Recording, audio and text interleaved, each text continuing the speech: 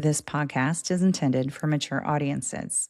Some listeners may find the content distressing, as episodes may include discussions of violence, human trafficking, and other forms of abuse, including emotional, psychological, sexual, financial, and physical.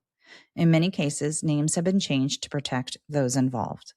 Please note that the statements and opinions expressed by guests do not necessarily reflect my own.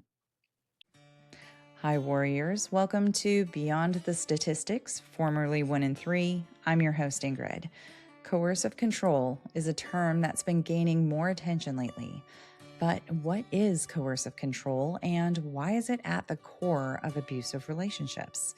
Joining me today is Tracy, coercive control expert and founder of Empower Ed, to help us better understand this critical concept. Here's Tracy. Hi, Tracy. Welcome to, oh my gosh, my new title, Beyond the Statistics. I almost said the old one.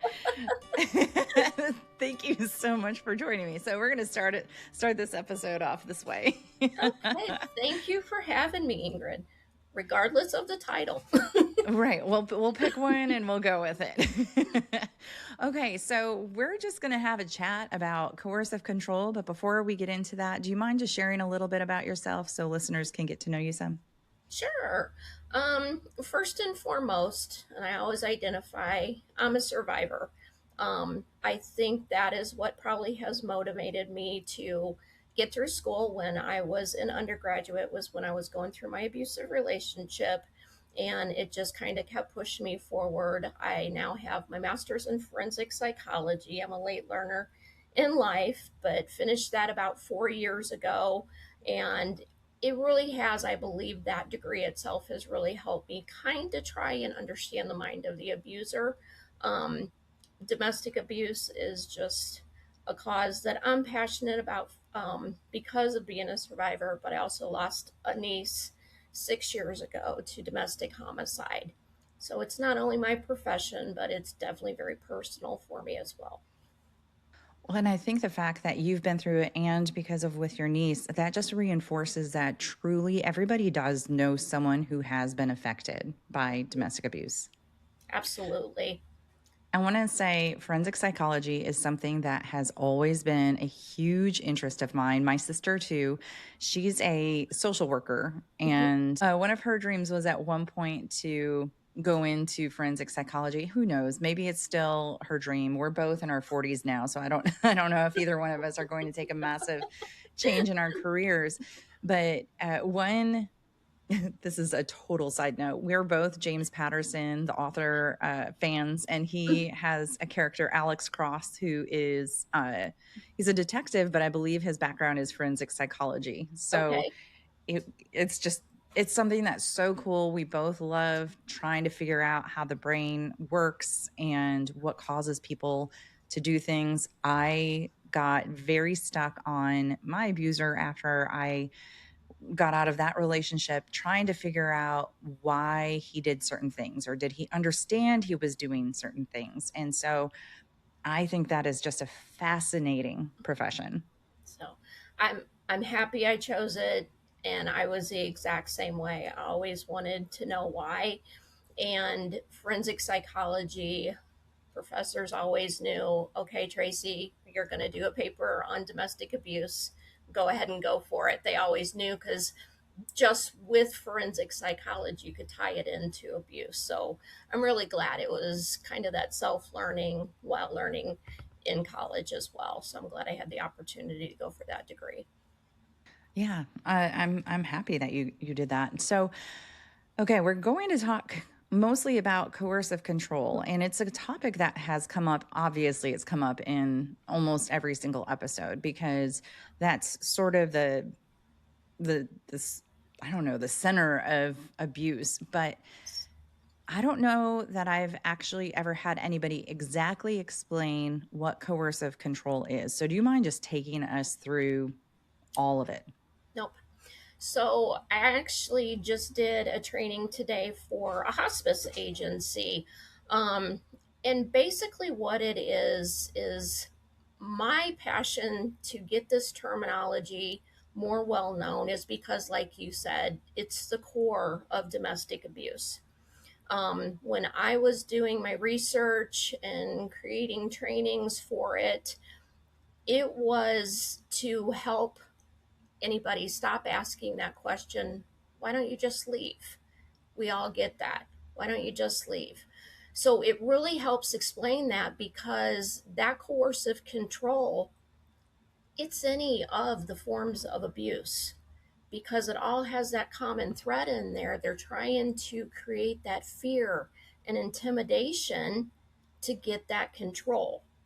So that's really where it's at, and you see it through all the tactics. And the thing of it is, and why it's so important that we recognize it, is because right now our systems really just look at incidents. Oh, he hit her. Oh, there's a police report. Oh, he damaged her property. It's all that visible signs of abuse. And it's not those incidents, because what happens on the daily? Very little physical violence daily. We can't say that there are relationships that it is a daily thing, but most of them don't have the physical violence, because the abuser doesn't want to use that, because that's going to tie him to the abuse. Because what if she does report and there's bruises on her? He doesn't want that, because we have to remember he's the good guy out in society that people see. And when the survivor starts having these trauma responses to the coercive control, the abuse you can't see, he can then go, look, she's crazy. I told you she was crazy. So Yes. that's why it's so important. It's very covert, it's insidious, but we have to be able to teach the professionals to really recognize it, because that is our foundation of abuse. And I think, okay, so people who have lived through it understand it. But I have found it's very difficult, even, well, especially I suppose now that I'm so far removed from that relationship. Mhm. Sometimes it's even difficult for me to go back and try to figure out, why didn't I just leave? What was it that was keeping me there? So, have you found a way to be able to explain how are you afraid of someone who's never good gracious, how are you afraid of someone who's never laid a hand on you, who's never necessarily made an outward threat of, I am going to hurt you or I am going to kill you, but there's something there that is scary. I think, it's that cycle of abuse that we go through. It's a lot of these relationships, they're not always bad. And it's those good times that the survivor dismisses the abuse, makes excuses for it, and thinking, oh, he's just had a bad day. And when you're in that cycle, initially, maybe that coercive control is very covert, because you don't understand what you're going through. People don't understand that domestic abuse is primarily psychological and what they do. It's almost like a brainwashing. Coercive control is about domination. They want that domination over that victim's life. So it might start out very covert and not understanding it, but as it goes through, it can lead to physical violence if there hasn't already been physical violence. But you start to believe that there is a credible threat. He's given those type of threats or that coercion to make you believe that there is a credible threat there. And that is where she doesn't leave. He may say, I'm going to take the kids. You'll never see the kids again. I'm going to report you to CPS for some bogus charges. It can be stuff like that. It doesn't have to be, bodily harm that he's threatening, which some of them will make those threats. But a lot of the time, it's those type of threats. And, as a mom myself, the last thing you want to do is lose your children. So you start to believe him that it's going to happen, because he's kind of given you that reason. With that cycle of abuse in the good times and the bad times, we also have what some of the victims can have trauma bonds. And that was kind of another training that I went off to try and explain of why don't we just leave. And not every victim gets a trauma bond. There's kind of some pre-existing factors that can take place, as far as if you've been in an abusive relationship before, you have a traumatic childhood, that can kind of set you up. And that trauma bond is just that push and that pull of positive and negative that starts to create that chemical attachment in your brain to your abuser. Same exact brain chemistry that substance abusers have for substances. That makes sense because I had a guest who came on and said, I've never done drugs in my life, but every time I tried to leave my abuser, I felt like I was going through some sort of physical withdrawal. Absolutely. And it's Absolutely. and it's wild to think because can think drugs do change what's happening to you physiologically and your hormones and all these other things in your body are adjusting to this drug and that's why you're getting this high. Right. But with domestic abuse, when there is no physical, when it is just coercive control, you're not having any direct changes in your body. You are having stress hormone changes Mm-hmm. because psychological stress will do that. Yeah. But it's really wild for me to understand that somebody actually can go through that same feeling of physical withdrawal. She would get physically sick Yeah. every time she tried.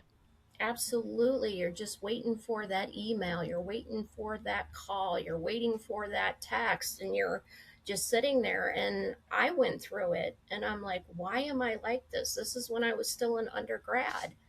And a lot of the times when I talk about trauma bond, people look at me out in my audience and like I have 9 heads. And I'm like, this is scientific proof. This is what can happen. It's not a, and definite that it will. Again, some of those pre existing conditions that someone may have kind of sets them up to have that push and pull and that brain chemistry react that way. Do you have any suggestions for somebody who does have that really tight trauma bond? How do they go about breaking that? And I mean, we said, like I said, that woman said every time she left, that was multiple times that she left before she finally left. And that seems to be very typical. I know they say on average 7. I'm not sure if that's still the average, but that's how often it Mhm. typically takes for somebody to stay gone when they leave. Right. Um, it, are there any tricks to detox yourself, I guess? No contact. Because, and that's not always, if you have children involved, that's not always an easy thing to do. I know some courts have set in place these apps that the talk between the parents are monitored, and that can help, because the reason why we say no contact is because it doesn't give them a chance to get in there and give that positive reinforcement again to continue that attachment, or if she's broken it, she could start getting sucked back into it again. So, honestly, no contact. Another thing that I tell survivors is abusers want that emotional reaction from the victim, because then they know they're getting to you. Use the gray rock method. And if you are, like I said, let's face it, a gray plain rock is not pretty. It's just very flat affect. Don't give them that emotional reaction. And they're like, it's so hard. It is hard, but it's something that you're not born with to do. So it just takes practice with it. So if you have to be in contact with them, I always recommend practice that gray rock. Don't show any affect to them. Don't show any emotion, because that's when they start to get amped up. So if you can just kind of deflect from that, they're not getting that emotion what they want. Hopefully they'll back off. Right, because they're like parasites. They can feed off of your love and your admiration, but then they can also feed off of your fear, Right. and they don't care what it is. I Absolutely. have I have a friend who is actually in the process of exiting her relationship. And I say in the process, she hasn't physically left yet. I don't know how long this is going to take before she officially breaks herself Mm-hmm. free. This has been, goodness, it's been at least a year that I've recognized it was a bad relationship. And I, it's strange being on the other side and being the supportive person and not saying, you need to just leave, just leave. Why aren't you leaving? Right. Because I've lived through it all. Now I know what can happen. But he had not been physical at all. She believed he would never be physical. And my response to that is they're never physical until they, or I can't say never. Some of them just are physical because that's something they like. Right. But sometimes they're not physical because they don't have to be Right. physical. And it's once that control, they start to recognize that control is whatever they were doing before isn't working anymore. They need to do something else to step it up, to pull you back in, to keep you subdued. Right. I always use the phrase an abuser will only use as much abuse as it takes to get a victim into compliance. If she's not compliant and she starts pushing back, that can sometimes be when the physical starts, because then coercive control works so well because we have the memory and the anticipation that a credible threat is established. And so he's not going to need to use that physical violence if she has memory, the anticipation of what could happen. I remember the example that I give for memory anticipation is my ex fiance, who was my abuser. He had a distinct sound to his car. And I learned at a certain time to take note of that in the day, that conditioning. And I started anticipating what's his mood going to be like when he comes in. If he came in with a smile, I kind of deflated a little bit. Okay, we're okay. But then you never know. They want to keep you off balance like that. So um, he was never physical with me until the end. It almost got physical. What we have to let people know is coercive control can be just as deadly, if not more so. I think the statistic is 1 in 5 homicides, domestic homicides, have the first act of physical violence was that homicide. Oh my goodness. I had Yeah. not heard that one before. Yeah. So people think, oh, it's only words, because people don't, that sticks and stones break, that we get conditioned to believe as kids. We need to forget that Yeah. because it can be just as dangerous. And that meme on Facebook, broken bones heal. It takes longer for a mind to heal. That's coercive control. That's where you have those long term impacts after. It's all that psychological. So, I mean, in the 70s, we had the burning bed where, that victim was severely beaten. All we saw was battered woman syndrome. So that's what we kind of made synonymous with domestic violence. It's 2026. We have to stop looking through that violence lens and start looking through that lens of coercive control, because that's truly what's going on the daily.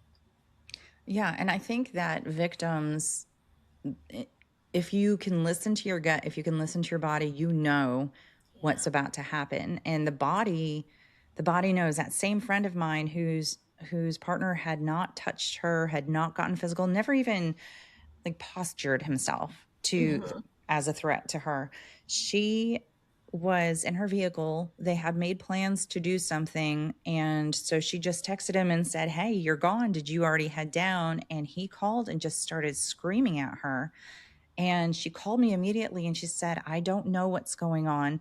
My whole body is shaking. I can't stop shaking.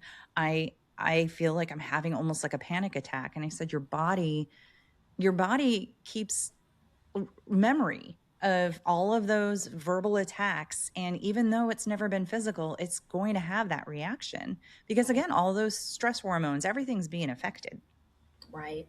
Exactly. And even years later, that can happen. You can be in a different environment, and if your body reacts to something that is a threat that was like in the past, you can still have all those physical symptoms again. And this is just really where, from the abuser stance, we're all crazy, right? The Right, of victim's course. crazy. We don't need to follow that through in society and professionals. We don't need to pathologize trauma. We need to help walk them through it to heal. There's no amount of medication that's going to take that away from her.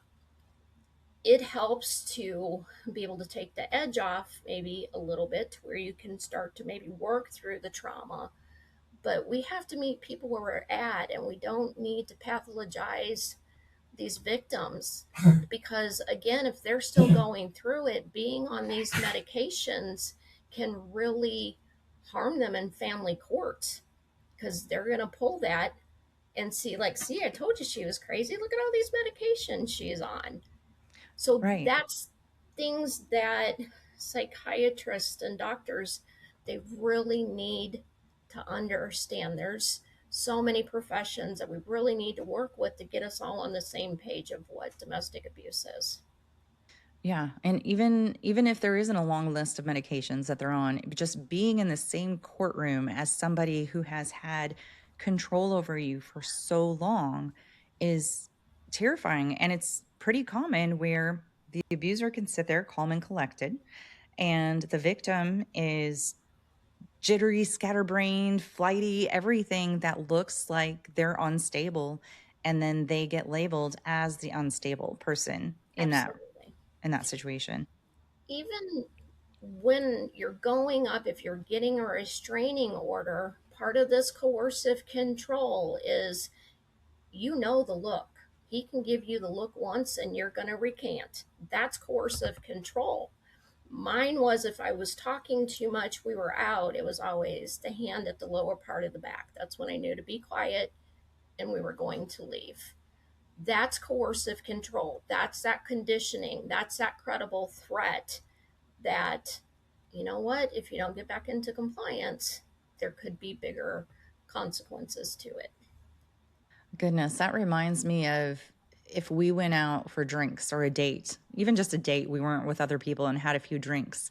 The Mhm. next day, there would be something, and I wouldn't be drunk. It's not like I was blackout drunk, but there would be something of, do you know you said this last night? Do you know how that's not okay? And I mean, that's gaslighting too. Sometimes it was something that I never even actually said. And I would sit there and I would think, did I have that much to drink that I can't even remember what I said? But goodness, even again, being so far removed from that relationship now, there are times if I go out for a couple drinks with some friends, the next day I wake up in a panic of like, okay, what did I do last night? Did I do anything? Did I say anything? Did I offend anybody? Is anyone not talking to me? Right. It's so it's so horrible how these things just can stay, do stay, can stay. I've done a lot of therapy, Hmm. and I'm a lot better than I used to be, but there are still some things that I just can't shake. If you look at the power and control wheel, we're so, oh, this is emotional abuse, this is psychological abuse. If you look at that wheel, at the center is power and control. If you look at the wheel, it's all coercive control, because those tactics, those form of abuse, are put in there to psychologically create this fear and intimidation in the victim. Um, the onslaught of maybe the verbal and the humiliating comments. It's the humiliation to beat you down, because if you're beat down, you're going to be easier to control, right? So you look at that power and control wheel, it's all coercive control. Yeah. And my biggest thing too is terminology. The countries that have already criminalized coercive control, United States is far behind. You'll And a see lot of that they, things. And a yeah, lot of things with yeah. you'll see they say domestic abuse instead of domestic violence, because when you say domestic violence, what do you automatically go to? Physical Physical. violence. Hmm. So domestic abuse, I think, just encapsulates it nicely and wraps it up, and that kind of involves everything. You'll start to see now where people bullet point the types of abuse and coercive controls in there, and I'm like, it's all coercive control. Right. Yeah. Yeah. You don't have to separately name it because it's just part of it. I think it's becoming one of the hot things to say, Mm-hmm. which it's fine. There needs to be more understanding and awareness of coercive control, but I think that's why it ends up getting separated. That it's its own entity.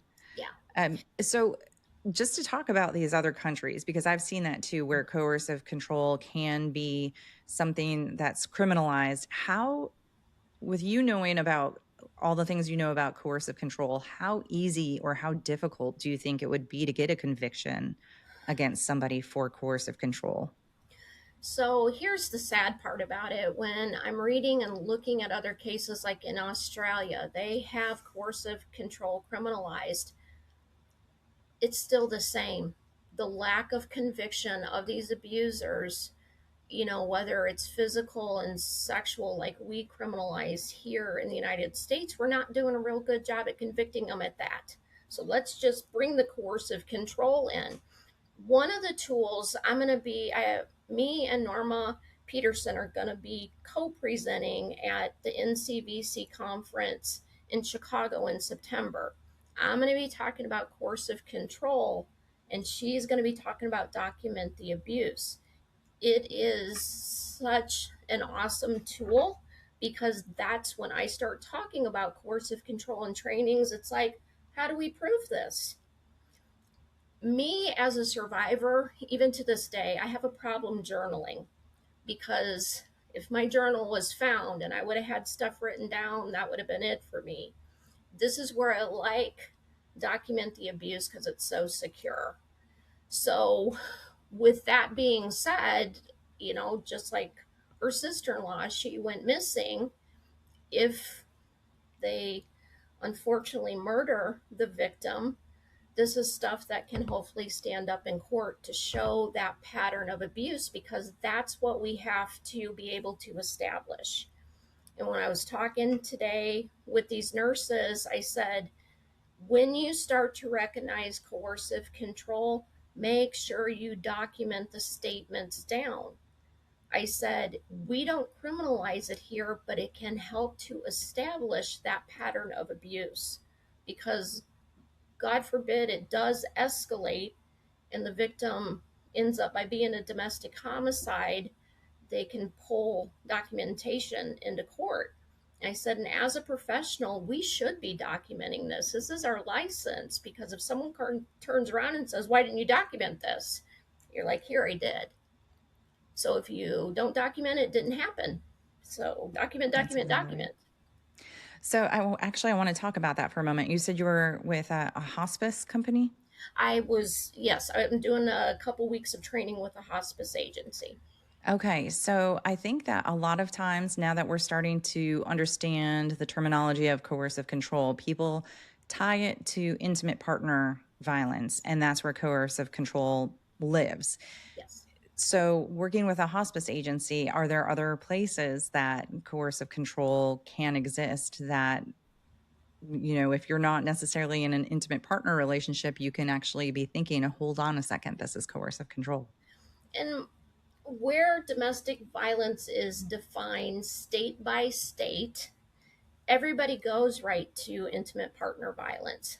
Most states have it documented that it can be an intimate partner, a spouse, a boyfriend, girlfriend, or it can be an ex, or it can be a housemate that you've had, somebody that you've lived with. It can be your children, it can be a family member, household member. That can all be considered domestic abuse. So that's where I try and remind them this is not just only between intimate partners, this coercive control, because a lot with seniors, when we're looking at that abuse in later life, that they're a vulnerable population. And if it's their child that is financial abuse, Um, Obviously, they can make those threats, and that parent's going to be, oh my gosh, they are going to hurt me. So it can be right there too. It can be applied to all the populations, and we really need to make sure that we look at it outside of just intimate partner violence. And so when you mention documenting, either as it's happening to you or as a professional documenting for somebody else, or you're a loved one and you're witnessing your loved one go through this, what are things that you need to be paying attention to? What are some of the things that you should be documenting?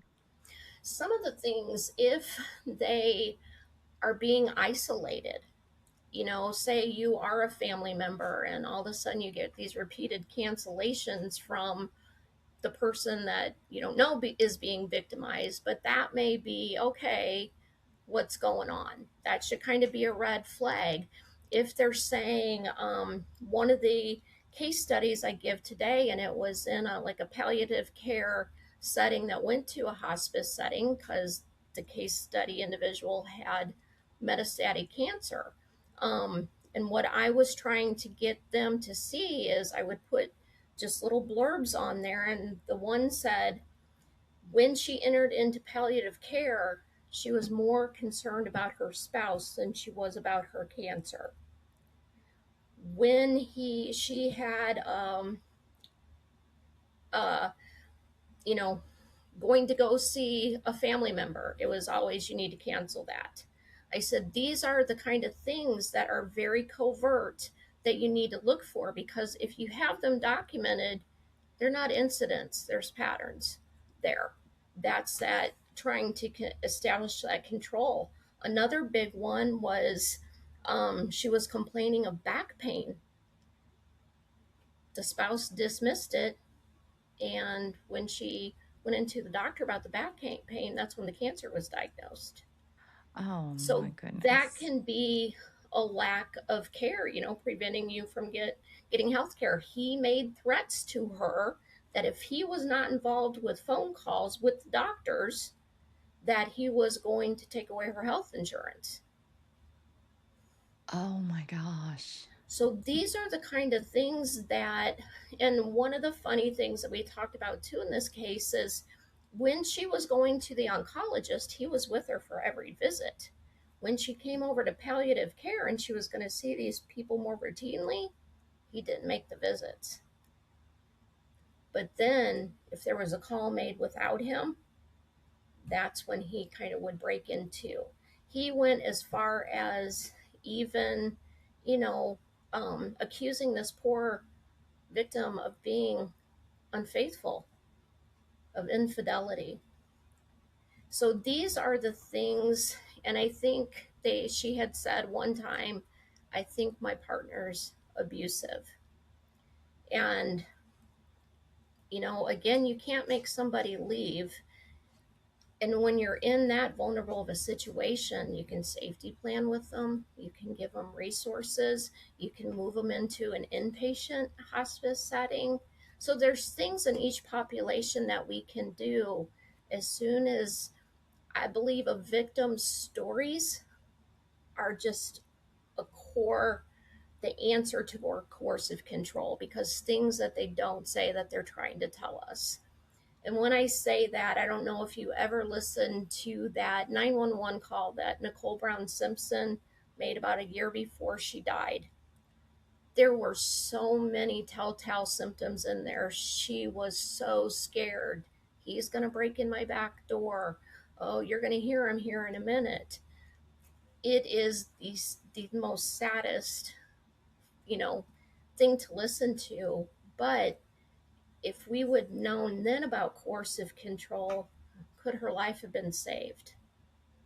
Right. And actually, if you think about it, the victims who are in it right now, they're not necessarily even going to recognize that they are being controlled. It's coercive, it's insidious, like you mentioned. So a lot of times it does take somebody from the outside recognizing the signs to be able Absolutely. to start giving that person the support and the guidance that they need. It's not going to help if you shame them into your why have you not left yet? They're already living a life where they're being shamed and put down. Absolutely. And that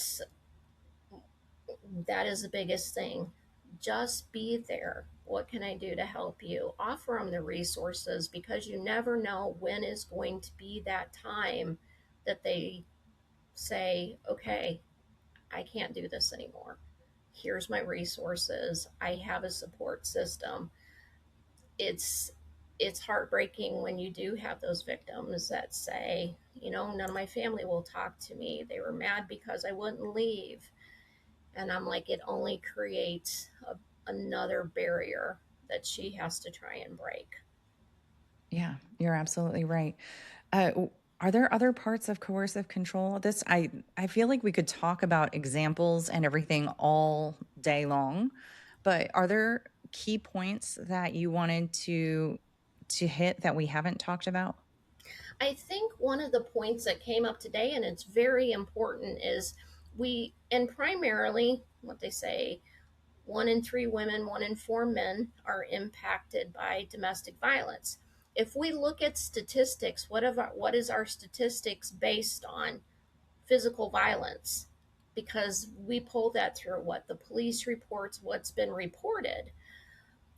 Someone asked me today, but if men can be victims, can they also be, victims of coercive control? I said, absolutely. And it's where, when you're looking at the statistics, it's a pretty high percentage of men versus women, where men are at a higher range for verbal abuse from their abuser than what women are from men. Coercive control.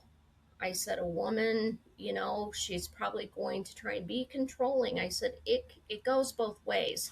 When I started doing research, one of the things that popped up is that women were the ones impacted by it more. And I'm like, you know what? I'm not sure if I agree with that. Because if it's the non physical, I mean, because obviously men are most of the time more physically overpowering than the woman is. So I'm just not sure if I'm really on board with that. Oh, I agree with you. I just had an episode about male victims of sexual assault and domestic violence and abuse. And the woman who I had on, she's from the United Kingdom, and she worked in law enforcement for many years. So she's seen all of it. She wrote a book called Men Ignored, and it was a great conversation. The statistics she was saying, this is what's reported though. I mean, I you look at women are probably more likely to report abuse. I didn't report. I never got police involved with mine. So even women aren't reporting 100% of the time. And then you think of the stigma of men not wanting to admit what happened to them, or not even, maybe not even recognizing what happened to them, because society also downplays what happens to men. And so I had just one clip on social media, I put it on all my social media, but my Instagram account is what got the most traction with this one specific clip about men being victims. And it's incredible. It makes my heart sad, but it also makes me so proud of these men. Men are just coming out saying, this happened to me, this happened to me. And it's just one after another. There were a couple of days I'm like, I can't even keep up with all of these comments, because I want to validate them and I want to acknowledge what they're saying. And I'm trying to go through and reply to every single one of them. But there were so many. So I'm not sure that I agree either, because, you know, physical is one thing. The coercive control, the quiet abuse, that's something completely, I believe, is definitely underreported. With the agency that I worked for in Illinois, I was really proud of the fact, because we were only one of a handful of shelters that would also accept male victims. And when the hotline, because I was out there, I did community education, so I was out there educating. Evidently, something was resonating, because they contacted me and they're like, Tracy, we just had an influx of male victims. And not that I wanted to celebrate, but I was just like, yes. something's clicking. We put it out there. Again, it's just kind of, you never know what's going to stick with people. You never know what's going to resonate. And so that had some type of effect because they were coming out of the communities and saying, hey, you know what? I don't deserve this. I'm going to go to the shelter. And again, there's some shelters that won't take male children over the age of 13. How do you leave your child? You can't do that. So there's just so many things that we need to move forward in domestic abuse. It's, I think we're kind of at a stalemate here. Are we going to think differently of it if we can get people to understand coercive control? I think so.